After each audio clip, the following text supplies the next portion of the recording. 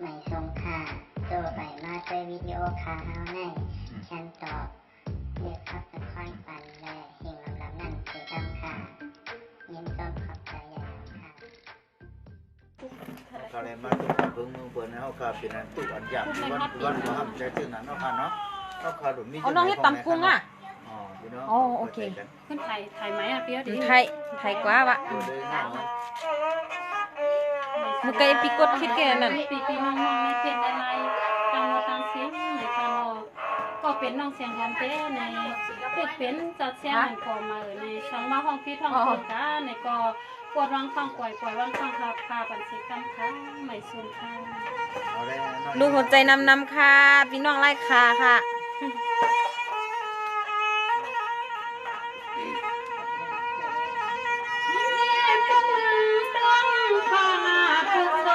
ห่างจุกข้าวเปิ้นว่าห่างจุกข้าวก็อยู่นั่นในหวานใจหลอนหนอห่างเปียไหมมันเปียใจได้เอาเดี๋ยวเนี่ย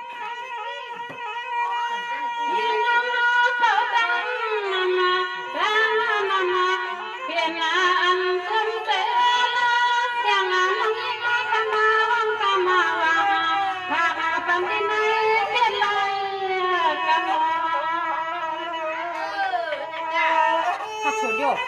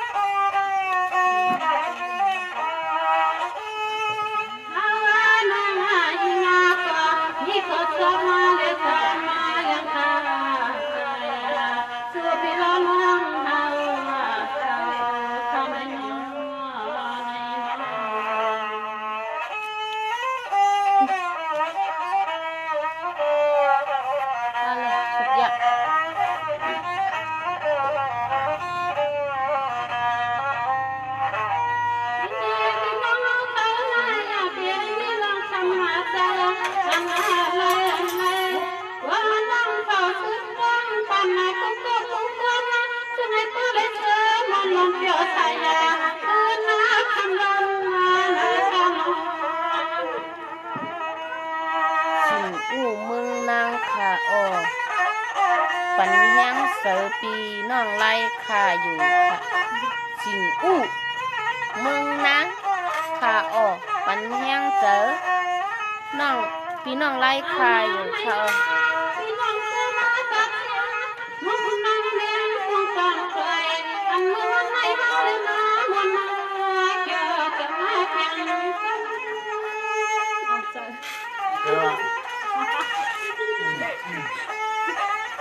ที่ว่าอยากให้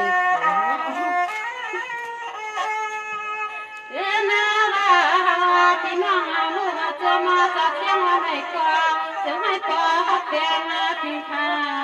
ษาเสื้อเจ้าอยู่อย่าเป็นมามันนาหายขึ้นจะเสียนาคือความสุขมาคำลา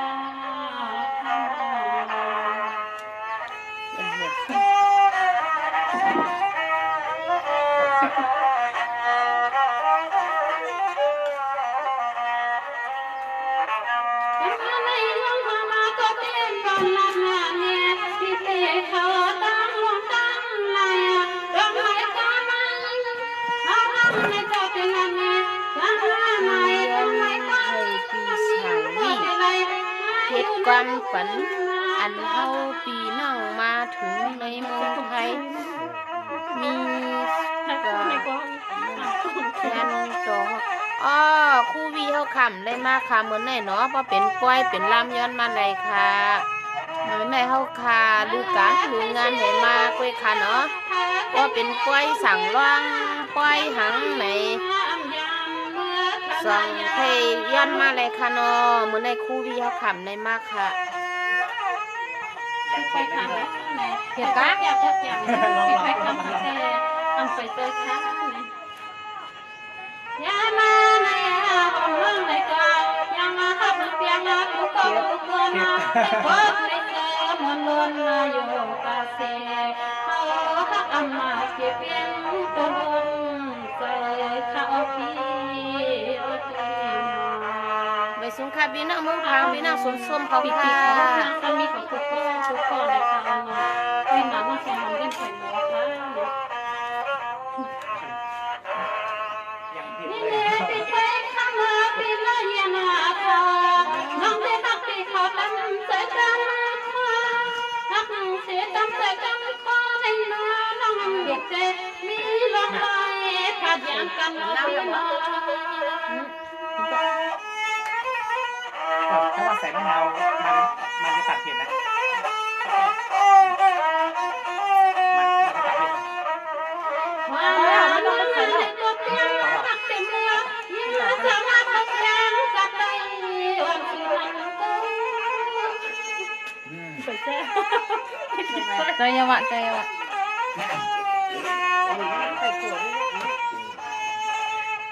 ไปงานมา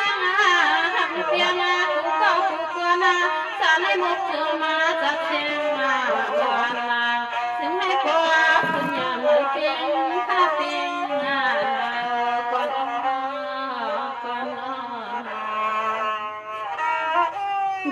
ำไมควรเป็นน้องครูวีเมืองกึ่งห่ำมากค่ะเนาะมื้อไหนมากค่ะเดลาดปันค่ะเนาะว่าจังหือค่ะที่สอนเนี่ยก็น้องกำได้ยังเราเป็นน้องในสงขลาในอันให้พบยาพบอย่างเหมือนพี่ถ้อยคำเขาสิลาเย็นเขาแต่อันไปเป็นไรในคันเป็นลูกเทียนไว้ค้าในคือสอนอยู่ในคันเนาะใหม่สงขลาในทำมีจิตคิดอีกคนในกองของปล่อยมาสิห้องจิ้มดวง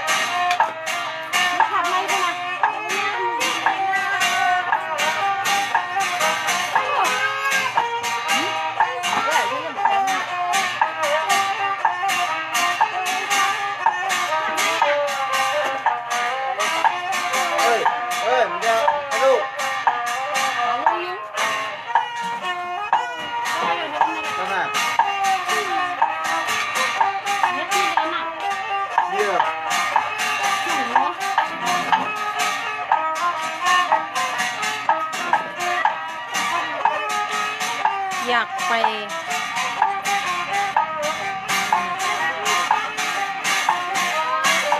ร้องเพลงเรียนร้องเพลง